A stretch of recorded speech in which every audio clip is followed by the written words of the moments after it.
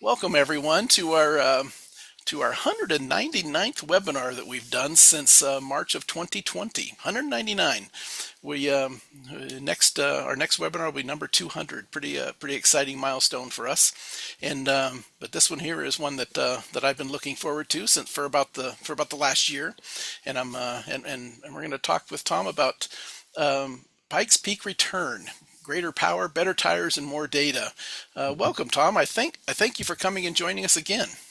Yeah, thanks, Roger. Great to be back. This is always a webinar that I personally like, a lot just because I always feel like I get information out of it. I learn how to use the AIM software better, and so it's fun to be a participant. So thanks for having me.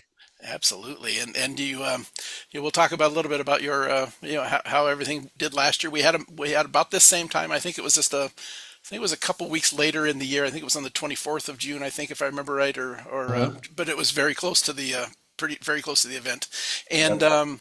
you went down there and you ran and you did very well for yourself. And we'll talk a little bit about results here in just a little bit. But the getting prepared and getting everything. Give us a little bit of a little bit of a review, a little bit of how you got involved in the Pikes Peak run and how you prepared for that first year, and a little bit of what you did there to get ready to go for the first one.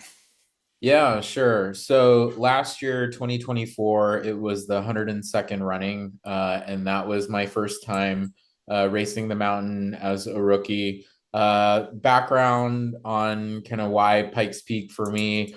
Like you, Roger, it's a race that I've just been really fascinated with for a long time. I grew up, watching when it was still on dirt in kind of the early 90s, seeing like Rod Millen running that Toyota truck up the mountain, and folks like Monster Tajima, right, running the Suzuki Escudo. And I just always thought it was a really cool event just because of the danger, the views, and the challenge of Pikes Peak. In the early 2000s, I was fortunate enough to start doing like high performance driving. That turned into me starting to do some time trials, time attack stuff. I ended up getting my wheel to wheel license, and racing, touring cars with NASA and SCCA for a bunch of years. After doing some sprint racing, we also did a lot of endurance racing. So the car that you have up on the screen right there, my E46, that's built for Pikes Peak. That car actually started out life as an endurance car. So that's the same car that I raced in 2022 at the 25 Hours of Thunder Hill.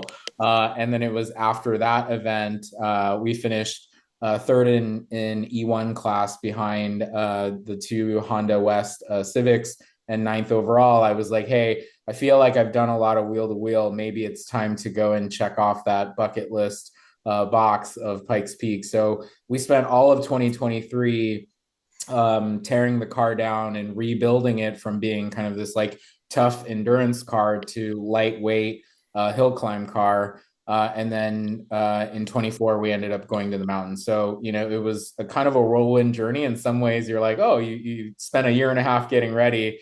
In other ways, it almost wasn't enough just because the mountain is quite challenging. And I feel like there's always things to learn and things to get better at. I do chuckle a little bit that you ran the car at the 25 hours of Thunder Hill, and the 12.42 miles of the hill is what, about 6 laps Yeah. of one practice session at Thunder Hill, right? So all of that all the miles on that car compared to what you're putting it through now is kind of Yeah. ironic, right? Yeah, totally. The Totally. where we got to meet each other as you were in the preparation stages, you were really hitting this really hard with the sim racing Yeah. and getting ready for because you don't get to practice or Right. very little practice, and you needed to be as familiar with these 156 turns as you can be before you actually show up, obviously, in order to get the speed out of it. So sim racing, and then the sim racing turned into data, and we chatted with you, and you ended up with a display right on your sim, so Mhm. you could actually get the real feel of what it felt like. How did all the electronics tie all together for the preparation that first year? Yeah. You know, the AIM software and hardware that's both on my actual car, right? The one that you have a photo of here, and on my sim, really makes it so that I feel sort of immediately comfortable or at home, if you will, right in front of the pedals and in front of the steering wheel. So at home on my simulator, I run an AIM MXP dash, and then obviously Race Studio software. And the simulator that I actually drive on is Assetto Corsa, which has the Pikes Peak map, and then I have a car that's tuned very similarly to my BMW in real life. In my E46, my hill climb car, I run a slightly larger display. So I have the AIM PDM 32 with a 10-inch screen. So I get a little bit more information on that than I do on the sim.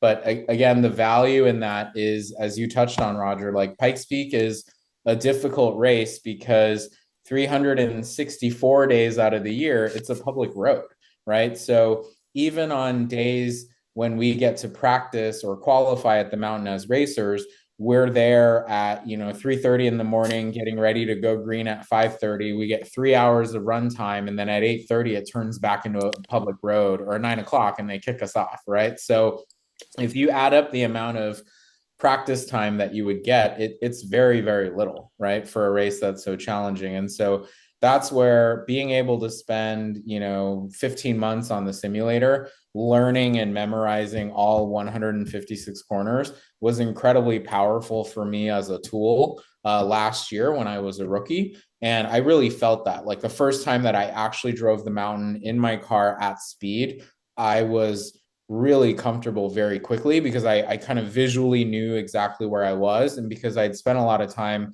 dialing in my simulator car to be very similar to my real life car, right? Because I have the ability to overlay the data and see, even things like where I brake, when do I bang up a gear or down a gear, like that muscle memory, that cadence or that rhythm was also there. And like, that's kind of my style of driving, is I very much get into kind of a certain cadence, if you will. And so it was nice to be able to have that. Perfect for an endurance type of an event, but this is bang bang, right? When the green flag goes, and we're going to show some onboard video here in a little bit, and it's time to go. So that extra preparation obviously did you a lot of good. How have you prepared mentally and physically this year? I know physically last year there was some worry about the elevation and the lack of oxygen, and some of that wasn't as much of a problem as you thought it would be. How much does that fit into this year's preparations? Yeah, so physically last year, in late 22, after the 25, when we sort of made the decision that we were going to go race Pikes Peak in 2024, I also set on a bit of a personal health journey, if you will, just to get healthier, get more fit, to be able to prepare myself kind of physically and mentally for the mountain. And I think a lot of that really paid off. I spent a lot of time on kind of eating better, exercising, really working on kind of cardiovascular health. And so last June when we were at the mountain, I felt pretty good. There wasn't really any time at which I felt any sort of like altitude sickness or lightheadedness or anything. To be honest, funny enough, the only day that I felt a little bit of the altitude was race day Sunday, after I had already finished the race and gotten up to the top, because not a lot of people realize this, but once you finish the race as a driver, we are stuck up there at the top of the mountain until about 5:30 when they end the race, because then we can all come back down at the same time, right? Because the course is otherwise still being used by people doing their climb. So because of that, and because of the fact that I think I took the start line at like 7:45 in the morning, which meant I got up there at 8 and I didn't come down until 5:30. So like I spent basically a whole day at 14,115 feet, right? So we were like eating donuts, watching the live stream. I think myself and Romain Dumas and Catherine Laguerre, we were watching like an IMSA race on an iPad as well, because we were multitasking. And so, yeah, that was the only time that I felt it. But to be fair, I didn't do a lot of like really strenuous physical things when we were at the mountain either, right? I focused on kind of just like being rested, getting into the car and being ready to go. I do know from talking to a lot of my team members who were like changing wheels, putting the car up in the air, doing stuff, that they definitely felt the altitude and were winded. So I think the reminder, just like last year for this year, is trying to go there in relatively good shape and remembering to drink lots of water. That was definitely the one thing. I think the 2 weeks we were in Colorado Springs, like I never felt like I wasn't thirsty, and I was drinking so much more water than I normally do at sea level here in San Francisco. That was the other thing that you mentioned last year that maybe it was after the run when we were chatting, but that that there was actually there is a process there where you can get oxygen Yeah. and plumb it into the car, and some Yep. drivers will have that actually being fed up to their nose during the actual run, and I think you Yep. said you didn't use it or only used it a little bit. That was interesting to know that there that has been a problem for so many in the past that they actually have a process in place. Yeah, definitely. And so actually last year, I think we ended up chatting twice. I remember before last year's race, and I think I had spoken to you after the first test weekend that I went to. And so at that test weekend, I didn't run oxygen the first day, and I decided to try it the second day just to see if I could notice any sort of performance gains or whatnot. During race week, after chatting with a lot of other veterans who kind of spent time with me and shared a lot of wisdom and stuff, including Clint Vaschaltz, who's like a multi-time winner, kind of Yeah. legend of the mountain. Clint was like, run oxygen. You have it. You may as well use it. You don't realize how much it sort of affects your decision making and how you start to get kind of more and more tunnel vision without it. And for someone who literally lives there and has had like the most class wins out of anyone ever, I think I was like, okay, if Clint runs Yes, O2, sir. I'm going to run O2. Yes, sir. So I ended up running. I ended up running oxygen on race day, and it was definitely helpful. And this year, I plan to do the same. And so, to your point, in previous years, Pikes Peak made arrangements for people to be able to go pick up O2 tanks from a local supplier in Colorado Springs. This year, to make it even easier, they actually gave drivers a chance to kind of pre-order their O2, and it's going to be available for us at Tech. So it actually Ah, saves us a trip. So that's really nice of the organization to be able to provide that for us. maybe this year you should save a little bit so you can go back to your car for 10 or 15 minutes at a time while sitting at the top Just run it. and run a little bit into your nose Yeah, yeah, so good you don't feel idea. bad by 5:30. Yeah, So good we idea. we do have a question up in the question and answer that we've talked a little bit about it. We may or may not get back to it, so I thought this would be a good time. Adam mentions he does have an E46 M3 and uses Corsa for real life practice. Wondering if you could share the mod for the car that you used. Oh yeah, I can definitely do that. What I'm going to do also, Adam, is I'll throw my Gmail into the chat for you. So send me an email and I'll actually send you the details. But what I use in Assetto as kind of the base level car is actually a BMW E92 M3 GT2 car. It's sort of similar in kind of weight, downforce, and power, but then I am able to introduce things like custom torque table and stuff that actually mirrors what my car is in real life. Same thing with gearing for the gearbox, the diff, that kind of thing. So yeah, I'll send you all of that. Happy to share with whoever wants to try driving, quote unquote, my car at Pikes Peak, and we'll see what kind of times you can do. Maybe Yeah. we can do a fun little like challenge or leaderboard or something. One of the things that you shared with me last time was also that you took it pretty seriously. You even ran your simulation runs like it was a real run. You didn't bonsai it. You really tried to take it as seriously as you could. Yeah, And so some of those bonsai runs where you get lucky every once in a while, yeah. you probably wouldn't have that time. So Yeah, yeah. Continue to be the same. Fast forward a year, and the last 12 months of practice since finishing last year has been the same. Obviously, we have a lot more data from last year's race, so I've been able to even further fine tune the car, and I feel like we're really really close in terms of how it feels on the sim versus what it's going to be like next week.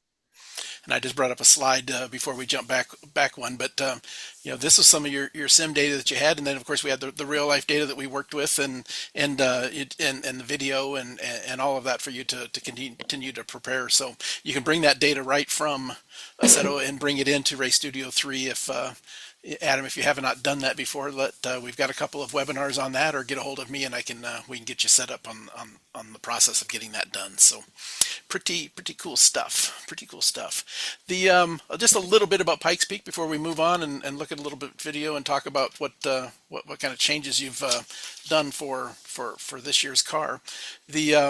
The race to the clouds is what I've always heard it, and back in the day, that's what they used to call it. But the elevation gain, 4,700 feet, and you start at 9,300 feet, almost 9,400 feet. That's crazy numbers, right? And the track record, 7 minutes and 57 seconds. That's pretty crazy with an average speed of 90 miles per hour. And when you look at that track map over here on the right hand side, there's a whole lot of corners. And I was a little surprised actually when I was working with you. And if we back one slide, you can look at the speeds here. I put the cursor right at the highest speed on the entire thing was 138.9, and but there is a ton of time you're spending down here below, 40 to 80 miles per hour. So to have an average speed of 90 miles per hour for that entire run, that's pretty impressive for that track record. So Yeah, it's wild to me. I think I remember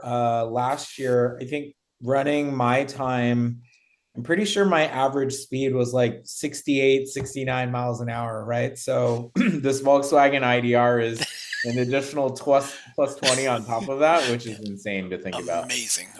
Yeah. You have quite a bit of aero, but nothing like what I'm seeing Nothing with like that. that. Yeah. Exactly. And there's a Yeah. lot of you need a lot of aero up there where the air is not very thick, right? Yeah. The other thing, let's talk a little bit about your results last year. You mentioned that you were able to finish it. You had a goal in that we had talked about, even I think during the webinar, that you had a goal that you had set for yourself and the team Yep. and what you wanted to do. And here were the results from last year. Pretty interesting with a seventh place in the unlimited class, 17th overall, 60 vehicles entered. So pretty stout. I'm a numbers guy, right? I start to look at stuff, and when I was putting this together earlier, 1031. You take 30 seconds off that and you're in the top 10.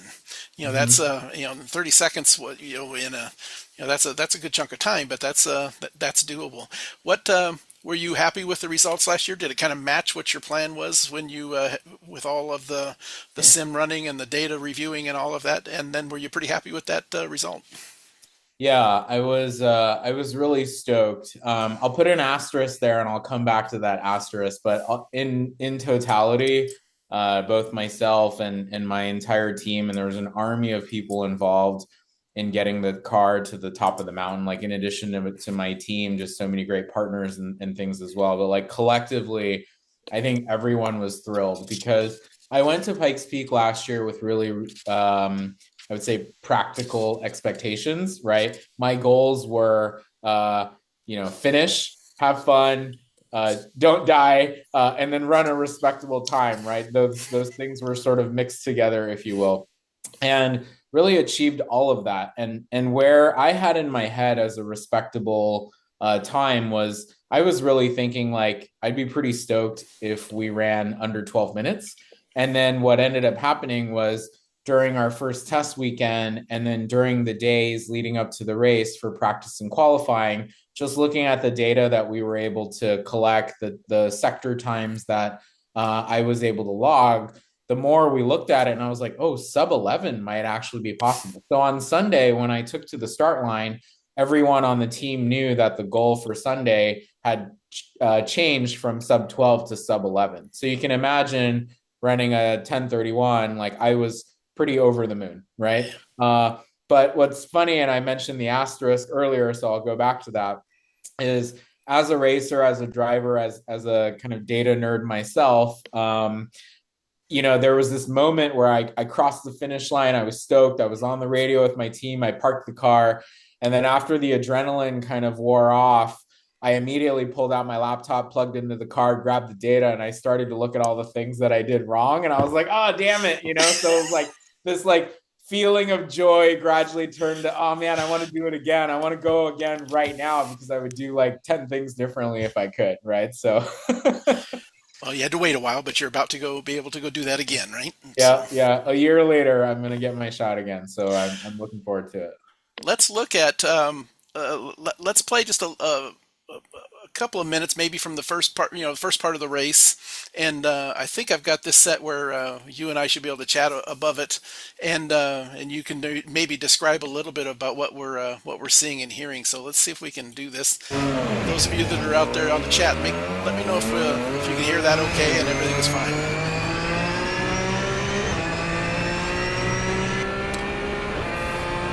Standing start, and then the clocks actually start once you go underneath that little tower, right, that little bridge.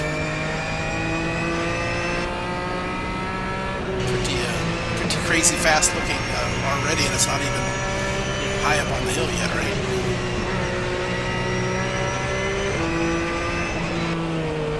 Yeah, clear, thank you.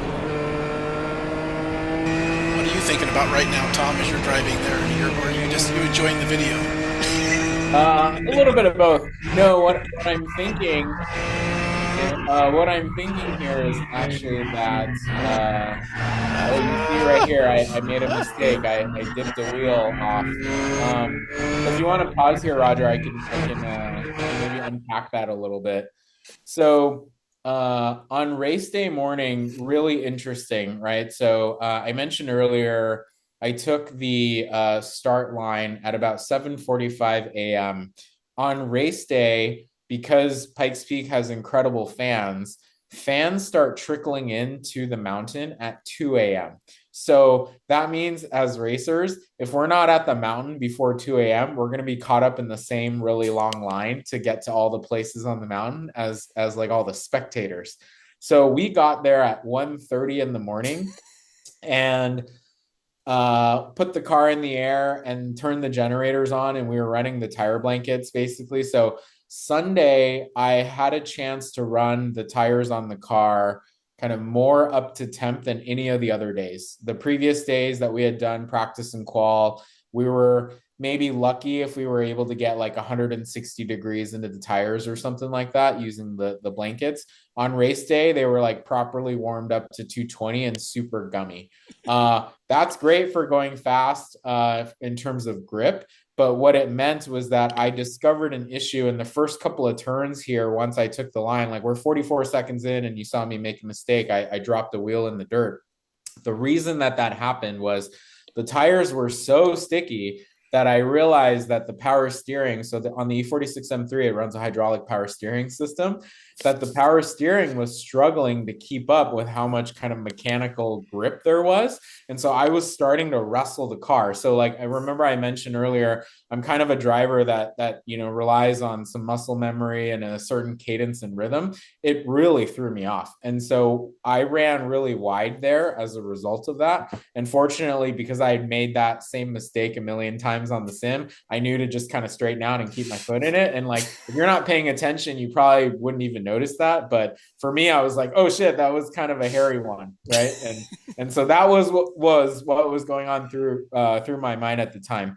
I think the second major thought was the day before I had spent some time, again, I hung out with Clint Vaschaltz quite a bit during race week. He was an awesome just resource mentor to me, etc. Him and Rob Holland, who's also a local. But Clint told me one of the most kind of like key words of wisdom was, if you mess up, immediately forget about it. Just focus on what's ahead of you. You know what to do. You've driven the mountain hundreds of times on the sim. You've practiced, like, just do your run. If you make a mistake, don't even like worry about it and just eyes forward and keep going. And that was really helpful for me too, because rather than sort of playing back what had just happened, it was like, okay, let's move on to the next corner and the next corner and the one after that. Yeah, it's not like you're going to hit that corner again like on a road course, right? That you ought to try to figure out what you did wrong and adjust Right. for it. That one is behind you. It's not going to be hit Yep. again. So, Yep. Exactly. and I backed up the thing. I think maybe we can see a little bit of that, and then we'll go to another part of the course as well.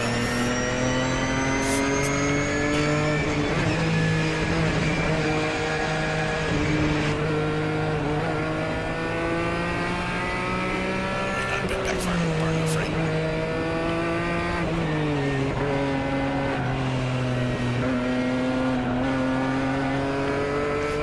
So many trees and other stuff still at this level, right? Then as you go up, the trees get thinner and thinner and thinner. Let's pause that there.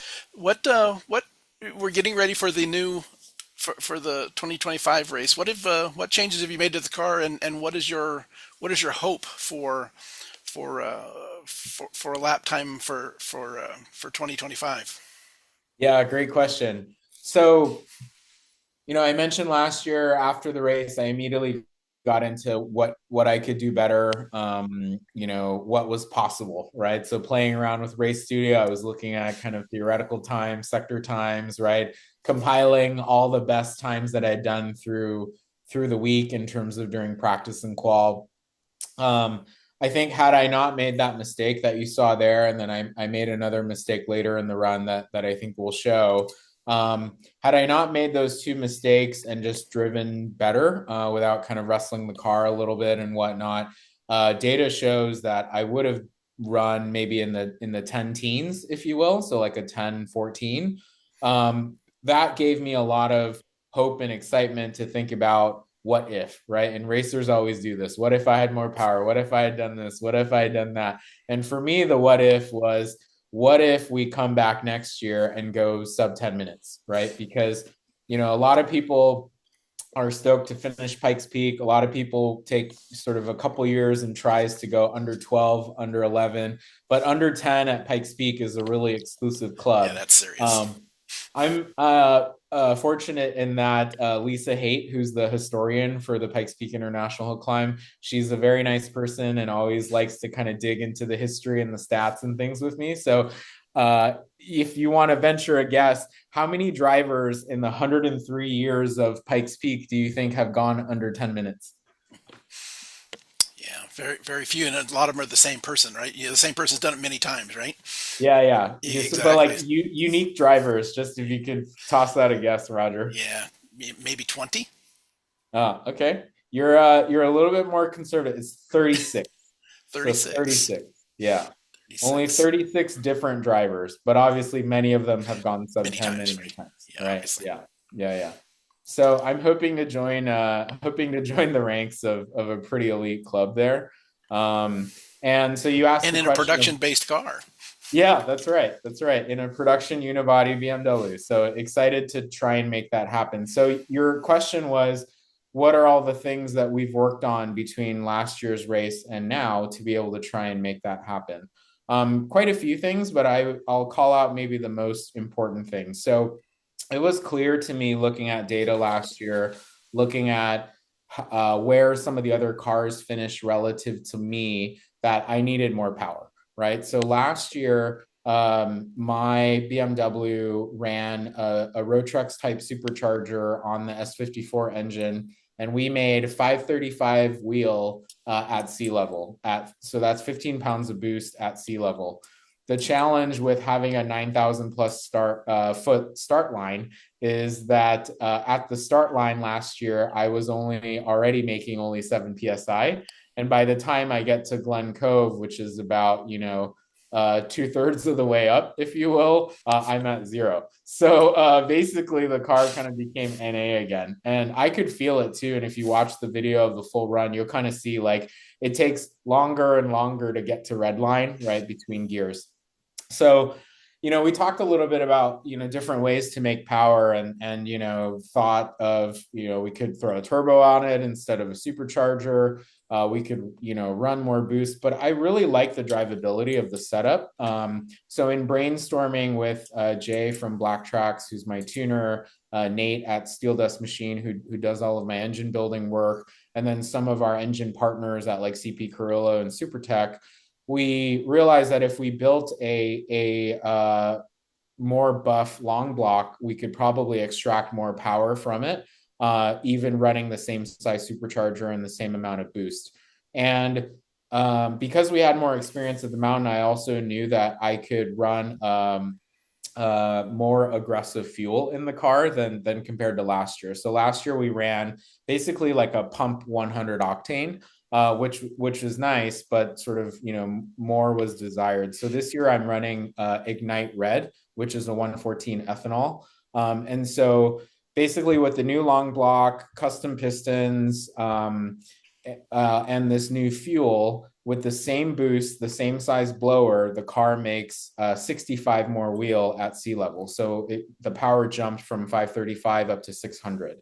And then looking at the data, I still wanted more, right? Where I lost the most amount of time on the run compared to other cars that I qualified either similar pace at in the lower parts of the mountain or even faster than them in the lower parts of the mountain was really in the W's. So kind of Glen Cove to Devil's Playground, where it's a lot of drag racing between hairpins.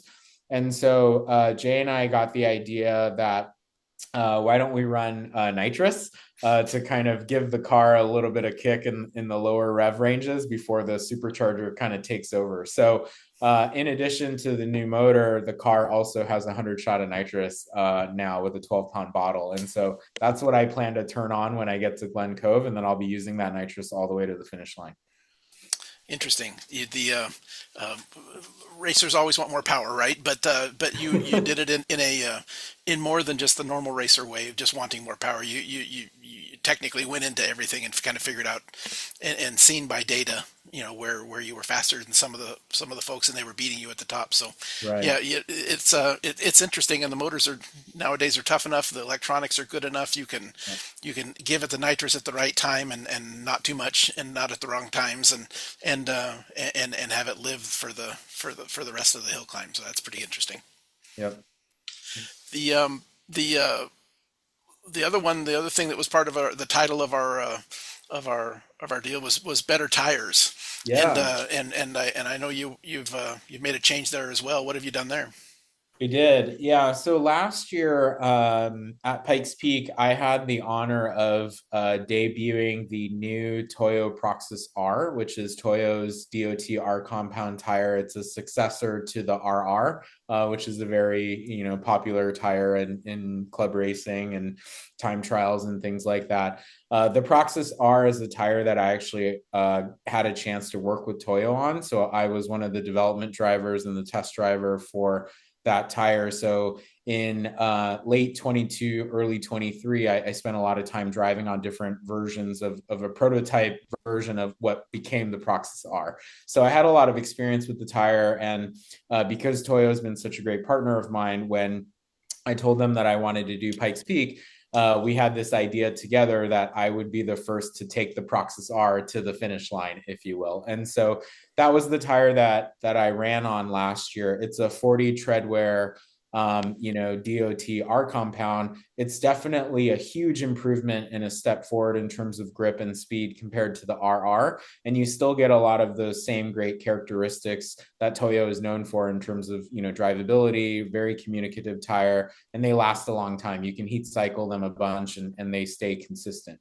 But at the end of the day, as you and I both know, a DOTR compound tire is not the fastest tire that you can be on at the mountain, right? Especially when it's cold and you want something sticky and gummy. So this year with the sub 10 goal, Toyo said, okay, we'll support you in that. And so we will make you, Tom, a prototype Pikes Peak full racing slick. These tires are actually hand built in a sub line at Toyo in Japan. So they made me 12 sets of these bad boys specific to my car and shipped them over in April of this year. So April was the first time that I had a chance to test the car on these tires, and they are phenomenal. So I'll use an example, and again, we're on a data webinar, right? So last year at Sonoma Raceway, right before going to Pikes Peak, the best time that I was able to clock in the car, and again, driving, not kind of full bonsai, right? 8/10 like test pace, was a 141 flat with the Proxys R with 535 wheel. In April of this year, with 600 wheel, no nitrous, and the new Toyo prototype slick, I ran a 137.0 at Sonoma. So 4 seconds faster, kind of driving the same pace, if you will, or like the same level of aggression. And a lot of that was because of the tire. Like looking at data, this tire, I can consistently pull 2+ Gs around Sonoma. That's lateral Gs, and like 1.8 in longitudinal G in braking. So it's not even the same stratosphere as the DOT tire. So I'm stoked. The reason is, again, being a little bit of a data nerd, I did a lot of math on like what would I need to run at Sonoma to be able to run a sub 10 minutes at the mountain, right? If I use the same kind of multiplier as last year. And we're exactly in the window. Funny enough, I went to that April test saying, hey, I'll be really stoked if I do a 139, maybe even 138. That puts us exactly where we need to be. So to go out and lay down a 137.0 without really trying tells us that we're in the right window. You're in the right spot, and you have the additional crutch of the nitrous on top of it, right? That's right. Yeah. The nitrous, I would say, like, doesn't necessarily give me sort of, more power in the same way as you would normally think about it. For me, it's more about, and Jay and I spent a lot of time thinking about how we tune the nitrous, how we have it come on and come off, was really making sure that it was very drivable, right? Nitrous can be cool in terms of the movies. Like once you turn it on, it's this crazy thing, right? And if you're running a big shot, it can be like that, but that's not usable at a place like Pikes Peak, right? So we were really intentional about how we size the pill and also the size of the bottle that I carry in the car and how the nitrous ramps on and ramps off. So it almost, like, I almost don't notice it. It just feels like the engine got a little bit bigger at sea level, but at the mountain, it's really about recouping as much I can in terms of like what I'm losing as I'm climbing, basically. Right. Keeping that Yeah. power instead of losing it Yeah. halfway up the hill, right? Exactly. Well, Exactly. it'll be interesting. I hope some of the folks that are here with us today and some that are watching this later on YouTube, we put a lot of links into the chat. I hope some folks watch along. The practice and qualifying starts June 17th through the 20th from what I looked at, and the race itself is on June 22nd of this year, right? That's Coming right. up, Sunday. not too far away. When do you all of you travel and start heading that direction? Yeah, so we actually leave Thursday night, so we're about 2 days out from getting Perfect. on the road. So right now, I think the guys are doing a final once over. I think tomorrow we'll kind of check a few other things, and we'll probably get the car loaded into the trailer and then ready to go. How many of those tires did you burn up at Sonoma? Just one set? Is that all you've gone through so far? I actually ended up using a set and a half because they say you go testing and you want all the bad things to happen during testing.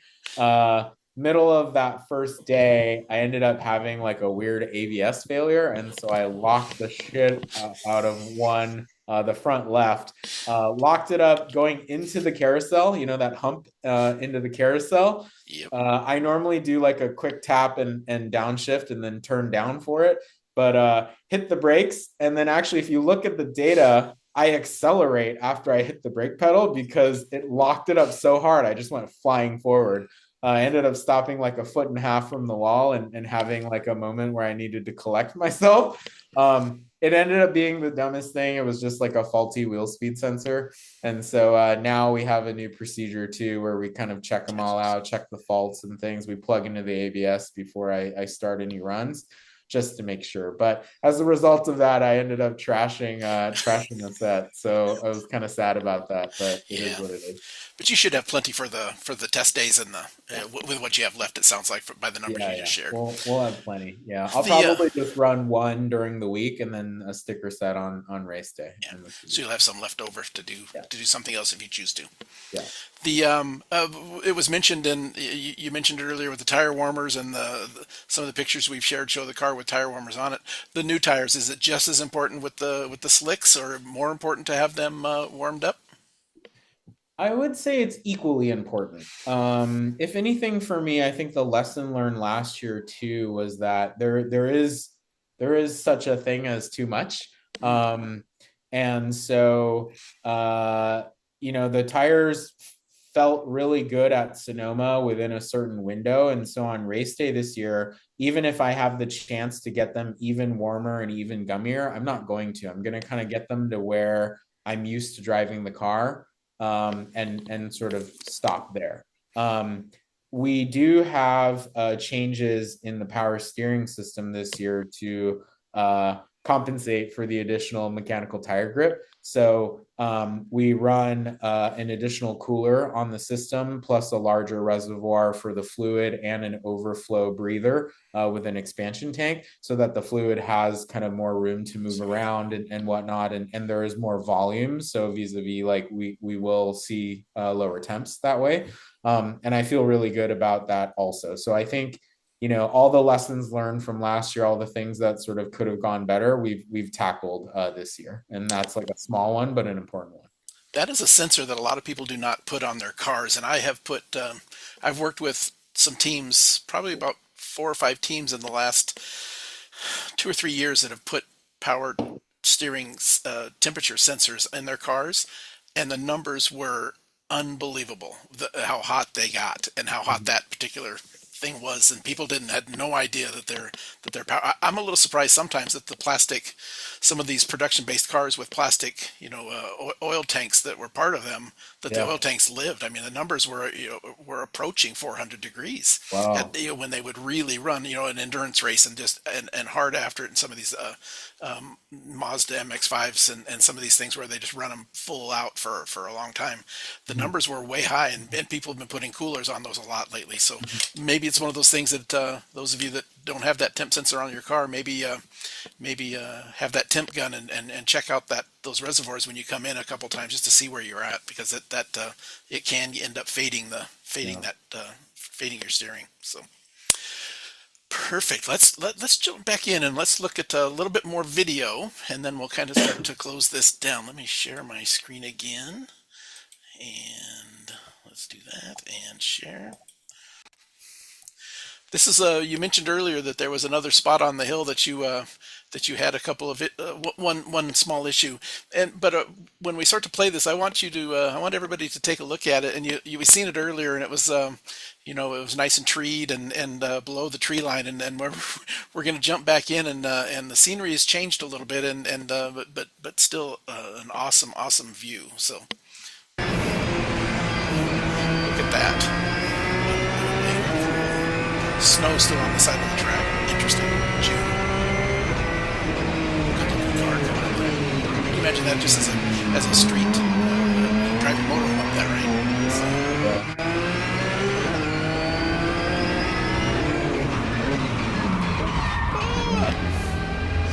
There's the whoopsies. Yeah. Oops. Let's go back and take a look at that. Maybe you can describe a little bit about what happened there. Sure, yeah. So, as you can see here, I completely missed where I was supposed to begin braking, and had a pretty big oh shit moment. And again, really fortunate that the car has, good brakes, right? Really buff calipers, good pads, and a good motorsport ABS unit that can kind of keep it all together. But I'm so mad at myself every time I watch it, and I've seen this like 100 times now. I'm just like, oh, I killed my momentum here, and Yeah. it's like such an important part of the run, because this is right before Devil's Playground, and it gets really high speed again. And so to basically start from a dead stop up this hill sucked. I lost a ton of time here. But I have an excuse, just like all good race car drivers. What ended up happening is the corner before, which is a left-hand hairpin. If you watch, what you'll see me doing is that as I come out of that hairpin, I had a reminder on my steering wheel. It's just a little label maker label that says like change damper mode. So I run active dampers on the car. They're made by JRZ. And we had pre-programmed different damper settings for different parts of the mountain. We had the ability to change the damper mode via GPS, but in the spirit of kind of simple is better, right? Less likelihood of failures. I was fine just manually changing the mode myself. So as I came out of that hairpin, I changed the damper mode. And as I changed the damper mode, I looked at my dash to just kind of, get a quick sense of what was going on. And that was when I saw a really big warning at the bottom of the dash that said gearbox temp high, and the screen flash red. That's one of the parameters that we have set up in terms of the PDM config. So that distracted me. I was like, oh shit, my gearbox is getting hot. And then I looked up and I was like, oh my God, I'm not going to make the corner. And then I basically I think I forget. I think my brake pressure. You would know this, Roger. Brake pressure sensors go up to what, like 1,000, 2000. 2,000. The aim one. And I think yours, I got to like 18 something psi in terms of how hard I put my foot down there. I remember I got the data file within 2 or 3 days. It was sent to me, and maybe the next day. And I remember the two things that just jumped out was, number one, the first little mistake we saw. It was like, whoa, that looked like it was close. And then this one. And the only reason is you could see the RPM came down in the Mhm. data wise. The reason it really jumped out, and I'm going to play it one more time here in a moment, you coming off that corner, Sure. is it not only flustered you going in and having to try to get this thing woed and turned, and then you were like 2 gears out of whack because you were so much slower than you were supposed to be, right? So Yeah. the RPM was way down in the data, and it just jumped out at me, and I said, "Well, what happened there?" And I went back and started to look, and yeah, so I could see where you ended up with that mindset of what in the world happened there. So, and the other thing that racers always do, I know I certainly was there, and when my son was racing, the ones that I remember the most, the big wins obviously are there, in the successes, but some of the things you remember the most are the things that didn't go the way you wanted them to go. Those are the ones that stick in your mind.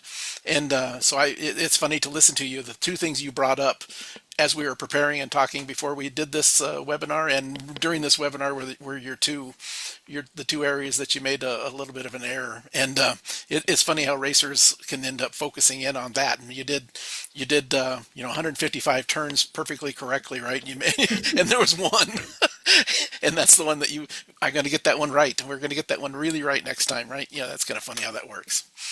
So let's go back and take a look and see if we can see when that steering wheel, when that deal does that. Yeah, I'm far enough back. See, if you watch his hand down below, you see his left hand go down. Right there, his right hand go down. Just change the settings, right? Right now, you probably just see that he looked up. Yeah, that was close. That was way close. Yeah, and then you see me because I was, to your point, like I panic stopped. I didn't bang down like, two more gears that I should have, right? Because I was so focused on stopping the car and not crashing, Not right? hitting something at that point, Not yeah. hitting something. So then, the way that my sequential gearbox works, the way that it's tuned is like to do auto blip downshifts, it needs to be seeing a certain amount of deceleration. But I had already come to a dead stop, basically. So then I had to manually clutch and bang down 2 gears to get it going again. So it was so painful. Yeah, exactly. And heading into Devil's Playground, as it shows on the screen right there, and altitude already 12,780 feet. Can you imagine that? Yeah, it's just pretty crazy. Okay, and as far as preparations, and we've talked a little bit about your preparations, data wise. You've obviously been reviewing some of the video and the data. Have you spent about the same amount of time on the simulator, or have you backed down on that a little bit and worked on other things? Or from the data and video side, what have your preps been for this year? My prep has been eerily similar. So, one of the things to be mentally prepared for this year, too, is that I'm coming into the race again this year, not telling myself or thinking like, oh, I have some experience at the mountain. I'm not a rookie anymore. I'm coming into it with the same hungry mentality of being a rookie as last year, quite frankly. So, the mountain is one of those things where a lot of the racers who do this race say the mountain decides. At the end of the day, what weather we'll get, what'll happen, et cetera, is sort of not determined by us. So, I'm coming into it trying to just be as prepared as I can be. And that means ever since last year coming home, I've spent about the same amount of time on the simulator as I did a year earlier. So every day I'm doing a couple of runs. I'm looking at data. I'm looking at video, both sim replays and real life replays, and just keeping that same cadence, if you will. So I'm feeling pretty good about that. I think at least I know I've worked really hard and done kind of as much as I can. I don't think in this type of a race where it's that experience level of running up through this particular track, preparation is everything, right? And so Yeah. the okay, you've got double the number of you know repetition that you had last year is just going to be that much more clear on understanding exactly what that corner is and where how to Yeah. set up for it and where to go. All the experience level is very welcomed, I'm sure. Yeah, We did have a definitely. couple of questions up there that the one that I wanted to talk a little bit because it's related to the data as we kind of wrap this one up. Are you running any tire temperatures or tire pressure sensors on the car in the real time side? Obviously, you've got the tire blankets. You can check everything as you put them on, but do Yep. you have something on the car as you are running it? Yeah, I actually don't. While it would be, I think in a perfect world, it would be nice to have this information, right? There's a lot of great companies now that make the sensors where you can get just like in like pretty nice street cars these days, right? You can get not only live real time pressure, but also a spread, right? In terms of the tire temp from inner, middle, and outer. There's I think one company that does it through like infrared or something like that, and I forget there's another company that does it a different way. We talked about adding these things, but again, Roger, given that the car is now really set up for Pikes Peak, like it's 10 minutes, and like there's almost not enough time to be kind of looking at or thinking about these things because I wouldn't change a lot. Like if I went back to doing endurance racing, I would want to have that, I think, because then I can keep an eye on, what the tires are doing. Do I need to like cool them off more, right? Take it more easy, kind of stretch the life out of the tires before we need to make a tire change. I would absolutely do that, but maybe less applicable for Pikes Peak. But it's cool that the AIM has the ability to display that on the dash if I did wire it up, right? Yeah, without a doubt. I think I agree with you. I think this form of racing and the car that you have with the tires that you have, you're gonna go all out, and it's not like you're gonna overheat them, right? So the to me it would be, and it's the type of track where do you really have time to look down and see some of that stuff? I'm not sure it's super useful. But for circuit racing, or you bolted on a new set of tires in an endurance race, and you know that it's got to be to X degrees before they start to hit, and you gotta kind of keep this car all four tires on the black part, right, and not slide Yeah. off, and it certainly is helpful in that world. So we have a lot of people that do run them, obviously, but I think I would agree with you that there's probably that this is not the perfect place for that. So. Mhm. I agree. Anything else you'd kind of like to add as your preparations as you've been kind of running up and getting ready for this for the next big adventure? Yeah, I'll also reply to Kyle's reply to the answer, which I do Exactly. appreciate. Actually, I think that's a really good That's a call out. valid point. The valid That the what Kyle said in his note for those of you watching this later. Yeah, I I think you would like learn that. something for the following year, especially the spread. The hairpins have a very funny shape for the contact patch. It may help you on number one understanding that a little bit better, but certainly maybe a tweak on cambers Yeah, and braking. Sometimes you get enough camber on the tires that you start to lose some of your braking capability, and that would be right. interesting to understand.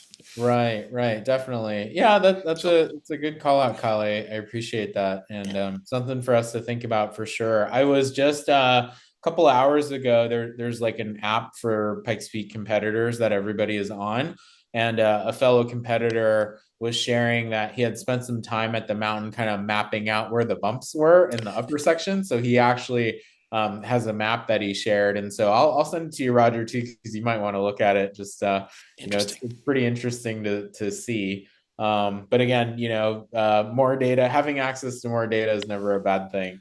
In terms of closing thoughts, I see Adam also has a question about these tires. Uh, what I can say right now is that it's definitely possible. We'll see kind of how the tires do at Pikes Peak this year. Companies like Toyo, they invest the time and energy into developing, new tire compounds, new designs for the sake of eventually, releasing them to the public. So I think it's highly likely, but kind of follow along and see when that might be. And I think you might be pleasantly surprised. Certainly they like you a lot, but they also have to that's a large investment to not let that information go somewhere, right? So Yep. Yep. you certainly can assume that. Well, Tom, Exactly. let me see if I can jump over to Oops, I was afraid of that. The I appreciate you coming and joining us. It's interesting that how much work you've put into it and how it just continues to grow. And I love being a part of helping in our little way that we can help you is helping people that really work hard at helping themselves. I think is such a cool thing. And when somebody like you and the team that you've put together works so hard that it's and success happens, it's just such a cool thing to be a part of. So keep in touch as you get a little bit closer, and look forward to maybe doing something when you come back. And congratulations of that of the big run. Either way, we will chat certainly, and share with everybody here how you've done. But I hope everybody gets a chance. June 22nd. There is a lot of PR and press around it. A lot of stuff on social media about it. I think there is even some certainly live timing and a little bit of live audio, live video as well, right? There is, yeah. So Mobile One is once again this year co-hosting the official race day live stream. So they will stream the runs. There will be live commentary, live timing. It's a pretty good production. And then also this year, Pikes Peak is working with the Racer Network to broadcast the race live on cable TV or streaming. So if you're interested in kind of even more coverage beyond the YouTube live stream, that's one of the ways to watch. So a couple different ways to follow along. And yeah, thanks again, Roger, for having me. Look forward to coming back after this year's run, and we can kind of unpack more fun things from it. But I also just want to say thank you to you, Robbie, and Mike. I think you guys, at AIM, you're much more. You're being very humble, but you guys are much more than a small part of the program and the success. Again, as we've talked about today, like having the right information at your fingertips is really important to building a good car, a good program, and to being prepared for something like this. Yeah, without the right information, the right data, the right direction to go to fix and improve things, it'd be very hard for somebody to number one get to where you got the first year and then to improve like it appears that you're well on the way to doing. So it is a very important thing. So I thank you for coming again. The Pikes Peak is a that type of hill climbs here generally in the States, and Pikes Peak, while fairly popular, it's not well known by a lot of the circuit racers and a lot of the folks that we have here, karters and off-road folks that join us. And so I really enjoy you coming on and informing and letting some folks know from the inside of this fantastic event. So I'm glad you're here. So the as usual, we'll spend a little bit of time here. As soon as we're done, I'll put this together and get it up onto YouTube, where we have a large list of videos already up there. The all of the links that I put into the chat. Maybe we talked about some of the different things we mentioned. If you're watching this later on YouTube, if you go down to the description box below, all of the links that we talked about will be down there ready for you. So if you heard us mention something, some of his videos, Tom's website, his Instagram, all of that stuff will all be linked down in the description below, and you can follow along on his Instagram as they get ready for the big event. So, and the videos, as soon as we get done with this one here, of course, will be up on YouTube and where all of our videos go.